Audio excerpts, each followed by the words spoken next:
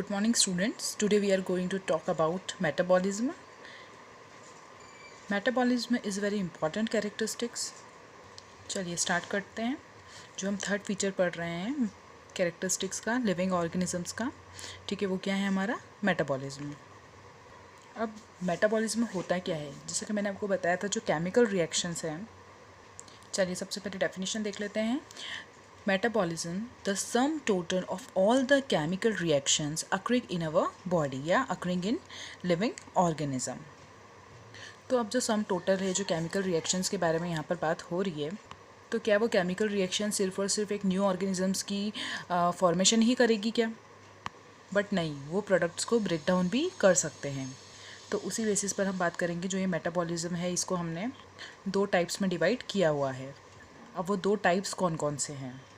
तो एक आपका हो गया एनाबॉलिज्म और सेकंड आपका हो गया क्या, कैटाबॉलिज्म. तो जो केमिकल रिएक्शन है जो मेटाबॉलिज्म है इसको हमने टू पार्ट्स में डिवाइड किया है. जो फर्स्ट है हमारा एनाबॉलिज्म और सेकंड है हमारा कैटाबॉलिज्म. तो अब डिफरेंस क्या है इसमें. जो हमारा एनाबॉलिज्म है वो क्या है, कंस्ट्रक्टिव प्रोसेस है. अंडरस्टैंड, कौन सी प्रोसेस है, कंस्ट्रक्टिव प्रोसेस है. कंस्ट्रक्टिव का मतलब होता है कंस्ट्रक्शन. अंडरस्टैंड, मतलब एक ऐसा सब्सटेंस जिसमें किसी भी न्यू सब्सटेंस की न्यू फॉर्मेशन होती है. लेकिन जो आपका कैटाबॉलिज्म है ये कैसा है, इसके अंदर आपकी कौन सी प्रोसेस होती है, डिस्ट्रक्टिव प्रोसेस होती है. डिस्ट्रक्टिव का मतलब क्या होता है, इसमें क्या होगा कि किसी भी कंपाउंड का ब्रेकडाउन होगा या किसी भी सब्सटेंस का ब्रेकडाउन होगा. तो मान लीजिए कि जब भी आप किसी भी सब्सटेंस की फॉर्मेशन करते हो, मान लो आपको कोई असाइनमेंट बनाना है, तो उसके लिए हमारे पास में क्या प्रेजेंट होना चाहिए, हमारे पास में एनर्जी होनी चाहिए.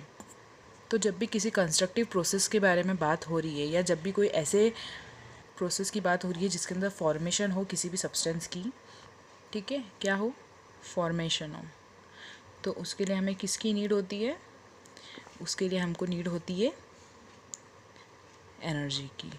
अंडरस्टैंड. तो याद रखना जितने भी एनाबॉलिक रिएक्शंस होंगे उसके अंदर एनर्जी इज़ रिक्वायर्ड, एनर्जी की ज़रूरत होती है. और जिनके अंदर एनर्जी की रिक्वायरमेंट होती है उनको बोलते हैं एंडोथर्मिक रिएक्शन. अब यहाँ पर जब फॉर्मेशन हो रही है एनाबॉलिक प्रोसेस में, तो कैटाबॉलिज्म में क्या होगा, ब्रेकडाउन होगा. तो हम लिख देते हैं सबसे पहले यहाँ पर क्या हो रहा है, ब्रेकडाउन होगा. ये आप चाहो तो नोट भी कर सकते हो, ये आपको लर्न करने के लिए, दोनों में डिफरेंस समझने के लिए बहुत ईजी रहेगा. तो जब भी किसी सब्सटेंस का ब्रेकडाउन होता है तो एनर्जी क्या होगी, रिक्वायर्ड होगी कि रिलीज़ होगी. एनर्जी हमेशा क्या होती है यहाँ पर, रिलीज हो जाती है जब हम किसी भी चीज़ का ब्रेकडाउन करते हैं या किसी भी सब्सटेंस का ब्रेकडाउन करते हैं. और वो रिएक्शन जिसके अंदर एनर्जी रिलीज की जाती है उसको हम क्या बोलते हैं, उसको बोलते हैं एक्सोथर्मिक रिएक्शन. अब हमारे पास में एक एग्जांपल है. देखो सबसे पहले एनाबॉलिज्म के अंदर क्या होता है, एक न्यू सब्सटेंस की फॉर्मेशन होती है. तो उसके अंदर आप फोटोसिंथेसिस के बारे में पढ़ सकते हो. अब क्या होता है फोटोसिंथेसिस की प्रोसेस में, CO2 plus H2O sunlight upon में क्या आ जाता है आपका, क्लोरोफिल. ये दोनों आपस में जब कंबाइन करते हैं तो क्या बनाते हैं, C6H12O6 प्लस.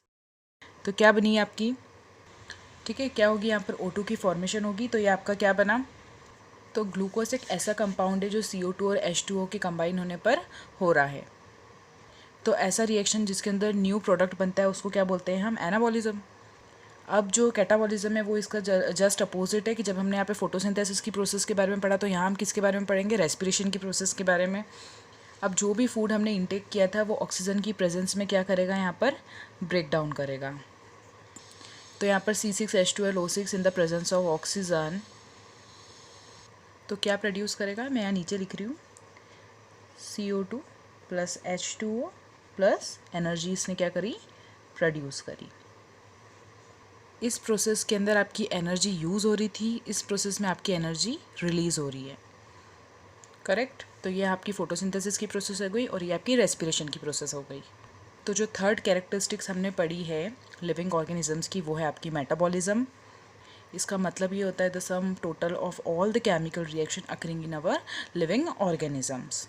मीन्स किसी भी लिविंग ऑर्गेनिजम्स के अंदर जितने भी केमिकल रिएक्शंस होते हैं, चाहे जिनसे किसी भी सब्सटेंस का फॉर्मेशन हो या फिर ब्रेक डाउन हो, उन सबको हम कनेक्टिवली क्या कहते हैं? मेटाबॉलिज्म।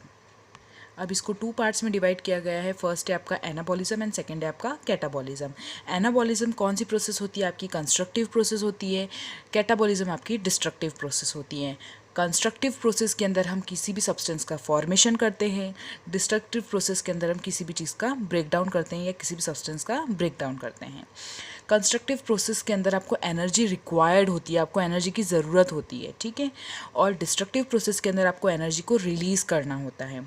इसीलिए इसको हम बोलते हैं एंडोथर्मिक रिएक्शन और इसको हम बोलते हैं एक्सोथर्मिक रिएक्शन। अगर एग्जाम्पल की बात करें तो इसका एग्जाम्पल फोटोसिंथेसिस, ठीक है, जिसमें CO2 प्लस H2O, सनलाइट अपन में क्लोरोफिल, ठीक है, इन दोनों के कंबाइन होने के बाद में क्या बनता है आपका C6H12O6 प्लस O2 की फॉर्मेशन होती है, ठीक है। ग्लूकोज क्या है आपका यहाँ पर? प्रोडक्ट है, ठीक है। यहाँ पर क्या है, हमने जो फूड इनटेक किया है जब हम उसको हम ब्रेक डाउन करते हैं तो CO2 plus H2 plus energy ये क्या होती है हमारी? प्रोड्यूस हो जाती है, रिलीज़ हो जाती है।